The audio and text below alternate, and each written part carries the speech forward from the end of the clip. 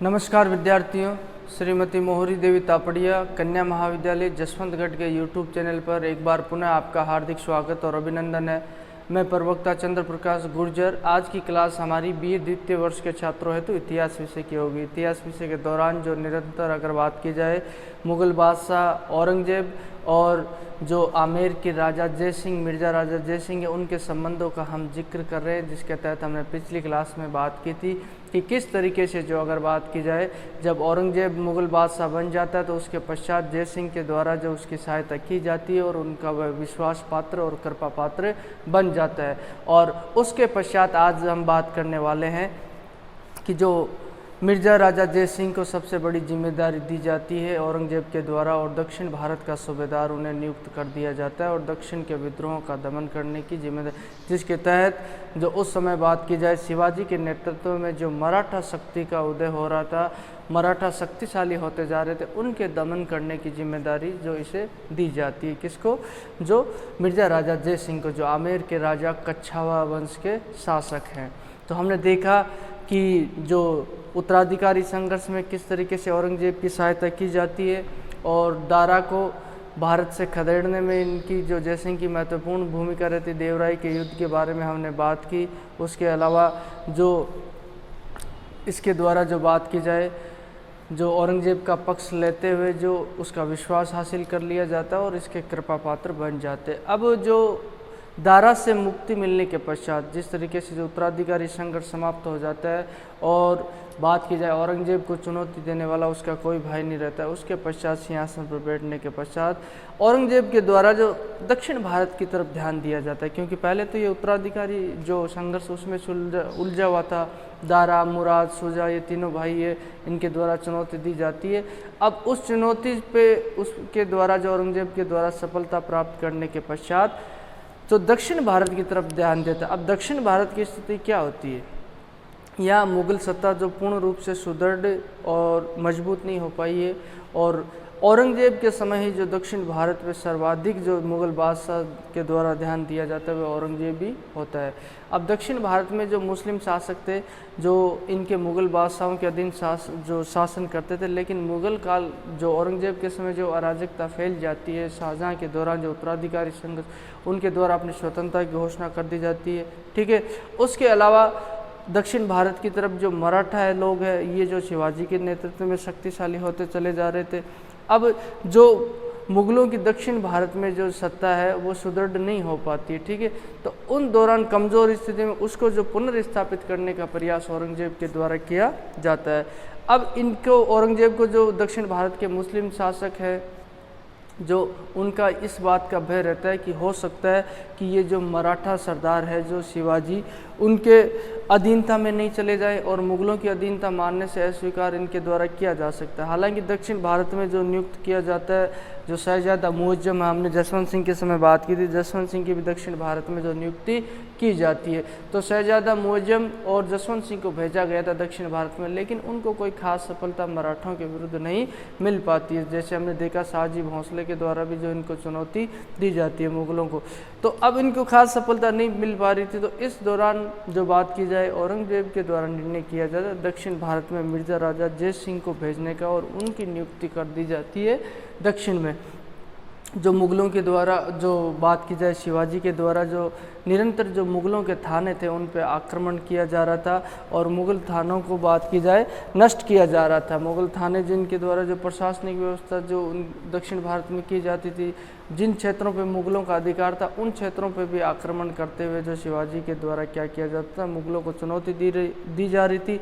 उसी दौरान जो बात की जाए सूरत में उनके द्वारा जो लूट की जाती है, इससे मुग़लों की प्रतिष्ठा गिर जाती है। सूरत के अंदर जो शिवाजी के द्वारा लूट की जाती है और उसके अलावा जो शाइस्त खां वाला प्रकरण होता है, जो शाइस्त खां को दक्षिण भारत का सूबेदार नियुक्त किया हुआ था, उसी दौरान शाइस्त खां की अंगुली काट दी जाती है। किसके द्वारा? शिवाजी के द्वारा जो रात्रिकालीन आक्रमण किया जाता है उस दुर्ग में, जो बात की जाए पूना के दुर्ग में, तो उससे क्या होती है मुग़लों की किरकिरी होती है दक्षिण भारत। तो अब दक्षिण भारत में जो शिवाजी को सबक सिखाने के लिए जो औरंगजेब के द्वारा फैसला लिया जाता है और उसी दौरान जो बात की जाए जो नियुक्ति की जाती है किसकी? मिर्ज़ा राजा जय सिंह की।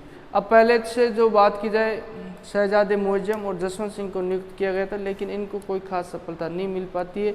तो औरंगजेब के द्वारा इनके पास संदेश भिजवाया जाता है और जिसके तहत इन्हें पुनः दिल्ली बुलवा लिया जाता है। और इधर मिर्जा राजा जय सिंह है, इनको क्या कर दिया जाता है, दक्षिण भारत का सूबेदार नियुक्त कर दिया जाता है और इन्हें दक्षिण भारत जाने के लिए कहा जाता है।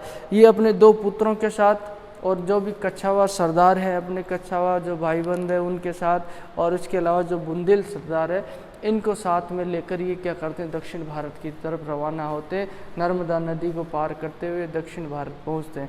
दक्षिण भारत पहुंचने के पश्चात जब तक ये नहीं पहुंचते तब तक बात की जाए तो जसवंत सिंह वहीं था। तो दक्षिण भारत पहुंचने के पश्चात 3 मार्च 1665 ईस्वी को ये दक्षिण भारत में पहुंचते हैं। इनकी नियुक्ति इसी वक्त से मान लीजिए आप, अगर बात की जाए, ठीक है। तो ये जैसे ही दक्षिण भारत में पहुंचते हैं तो इनके द्वारा जो क्या किया जाता है, कार्यभार ग्रहण के जसवंत सिंह से जो चार्ज लिया जाता है दक्षिण भारत, और स्वयं इनके द्वारा कार्यभार ग्रहण कर लिया जाता है। अब मुगल बादशाह औरंगजेब के द्वारा इन्हें पूर्ण स्वतंत्रता दी जाती है कि परिस्थितियों के अनुसार ये कोई भी फैसला ले सकते हैं। ये संपूर्ण जिम्मेदारी इनको सौंप दी जाती है और कई अधिकारों के सहित इन्हें दक्षिण भारत में नियुक्त किया जाता है।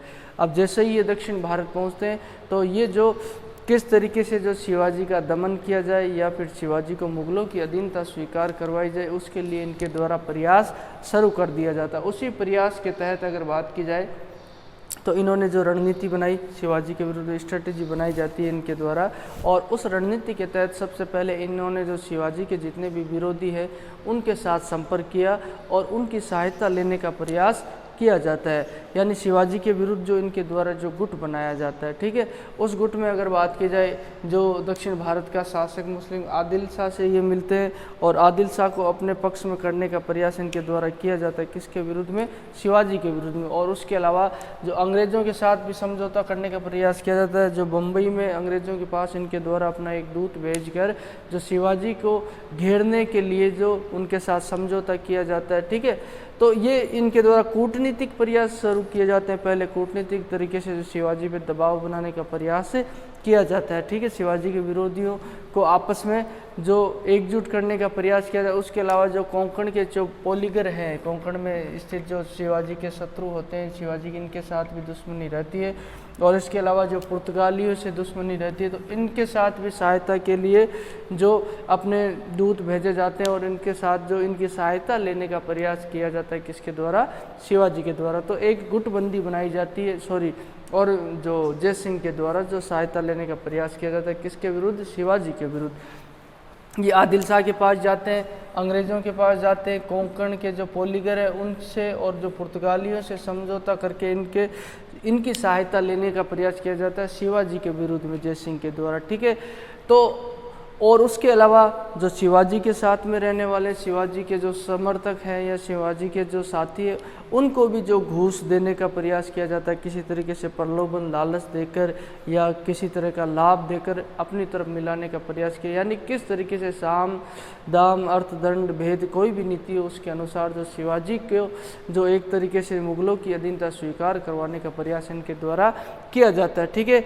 और अंत तक इनके द्वारा तो खुद शिवाजी को भी प्रलोभन दिया जाता है, शिवाजी को भी मुगल अधीनता स्वीकार करवाने के लिए जिनके द्वारा प्रलोभन दिया जाता है, इनके द्वारा कहा जाता है कि मुगल दरबार में आपके हितों की रक्षा की जाएगी और मैं आपको मुगल बादशाह से स्वयं मिलाऊंगा, और तुम देखोगे उसी दौरान जो ये उस वक्त लेकर भी आएंगे। हम जो अगली क्लास में पढ़ेंगे जो पुरंदर का जो घेरा है, उसके पश्चात जो पुरंदर की संधि ये करेंगे, और उसके पश्चात जो कुछ समय पश्चात शिवाजी को मुगल दरबार आगरा में लेके आएंगे। मुगल दरबार आगरा से शिवाजी किस तरीके से वापस निकल कर भागेगा, उसी पश्चात जय सिंह की प्रतिष्ठा जो मुगल दरबार में गिरना शुरू हो जाएगी, ठीक है। तो अब उसके द्वारा क्या किया, शिवाजी को भी कहा जाता है अगर आप मुगलों की अधीनता स्वीकार कर लोगे तो आपके हितों की रक्षा की जाएगी, और उसके अलावा अपना खुद का उदाहरण दिया जाता है कि मैंने मुगलों की अधीनता स्वीकार की है, मेरे साथ उचित सम्मान किया जाता है और इससे आपका जो क्या राजनीतिक महत्व और वर्चस्व बढ़ जाएगा। ऐसी बातें शिवाजी के साथ की जाती है, ठीक है। लेकिन ये अंत तक शिवाजी को ये जो मुगल अधीनता स्वीकार करवाने में सफल नहीं होते हैं। अगर इनके द्वारा समझौते का बातों से प्रयास किया, तब उसके खिलाफ, शिवाजी के खिलाफ इनके द्वारा सैन्य कार्रवाई करने का निश्चय किया जाता है।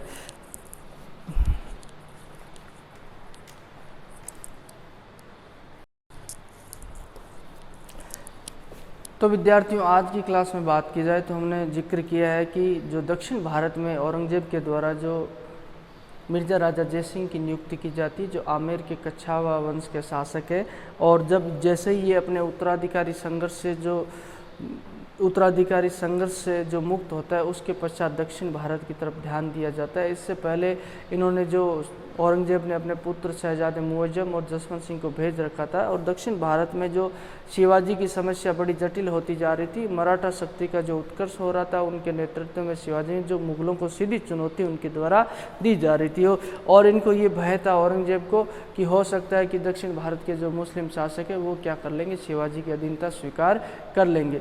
तो दक्षिण भारत की तरफ ध्यान देते हुए इनके द्वारा शहजादा जो मुअज्जम और जसवंत सिंह को वापस बुला लिया जाता है, और उनकी जगह किसे भेजा जाता है, मिर्ज़ा राजा जयसिंह को भेजा जाता है। मिर्ज़ा राजा जयसिंह अपनी पूर्ण तैयारी के साथ वहाँ जाते हैं, और औरंगजेब के द्वारा भी उनको खूब सारे अधिकार प्रदान किए जाते हैं, और पूर्णतः उनको स्वतंत्र रूप से जो निर्णय लेने का अधिकार दिया जाता है परिस्थितियों के अनुरूप। और तो उसी दौरान ये जो अपने कछावा सरदारों के साथ अपने दो पुत्र भी इनके साथ जाते हैं। उसके अलावा बात की जाए जो बुंदेल सरदार है राजपूत, उनको लेकर ये जो क्या करते हैं, दक्षिण भारत की तरफ प्रस्थान करते हैं, नर्मदा नदी को पार करते हुए दक्षिण भारत पहुँचते हैं। और दक्षिण भारत पहुँचने के पश्चात इनके द्वारा अगर बात की जाए तो जो जसवंत सिंह है उनसे जो चार्ज लिया जाता है और कार्यभार ग्रहण कर लिया जाता है। उसके पश्चात वो जसवंत सिंह और मुअज्जम तो दिल्ली आ जाते हैं। उसके पश्चात इनके द्वारा स्वतंत्र रूप से जो रणनीति बनाई जाती है, किसके विरुद्ध, शिवाजी के विरुद्ध। तो पहले इनके द्वारा जो शिवाजी के विरोधियों को एकजुट किया जाता है, उनके जो शत्रु है उनको एकजुट किया जाता है, और उनसे सहायता लेने का प्रयास किया, जिसके तहत ये अंग्रेज़ों के पास भी अपना दूत भेजते हैं। और उसके अलावा जो आदिल शाह है दक्षिण भारत का मुस्लिम शासक शक्तिशाली, उसके साथ समझौता करने का प्रयास किया जाता है, उसकी सहायता लेने का प्रयास किया जाता है, पुर्तगालियों की सहायता लेने का प्रयास किया जाता है, और कोंकण के जो पोलीगर है जो उनकी सहायता लेने का प्रयास किया जाता है। एक तरफ से जो शिवाजी के विरुद्ध जो इनके द्वारा एक गुट बनाया जाता है, और शिवाजी के जो समर्थक पक्षकार हैं उनको भी जो लालच देकर, घूस देकर, प्रलोभन देकर अपनी तरफ मिलाने का प्रयास किया जाता है। शिवाजी को भी प्रलोभन इनके द्वारा दिया जाता है, और अंततः हम देखते हैं कि शिवाजी इनके प्रलोभन में नहीं आते, तो इनके विरुद्ध जो इनके द्वारा क्या की जाती है, मिर्ज़ा राजा जयसिंह के द्वारा सैन्य कार्रवाई की जाती है। उसी दौरान पुरंदर के दुर्ग में जो शिवाजी को घेर लिया जाता है, और जिसका जिक्र करेंगे हम अगली क्लास में, इस पुरंदर के जो घेरे का और उसके पश्चात जो पुरंदर की संधि का। तो बोलिए, यहाँ तक आपको कोई चीज़ समझ में नहीं आई हो, किसी तरह की समस्या हो, शंका हो, तो आप निसंकोच पूछ सकते हो। और आपके पास जो शैक्षणिक व्हाट्सएप ग्रुप प्लेटफॉर्म अवेलेबल है, उसके माध्यम से आप अपनी बात मुझ तक पहुँचा सकते हो। और भी कोई अध्ययन अध्यापन से संबंधित किसी तरह की राय या सुझाव वह भी आपकी आमंत्रित है। तो आज की क्लास के लिए बस इतना ही, और सभी विद्यार्थियों का एक बार पुनः बहुत बहुत धन्यवाद।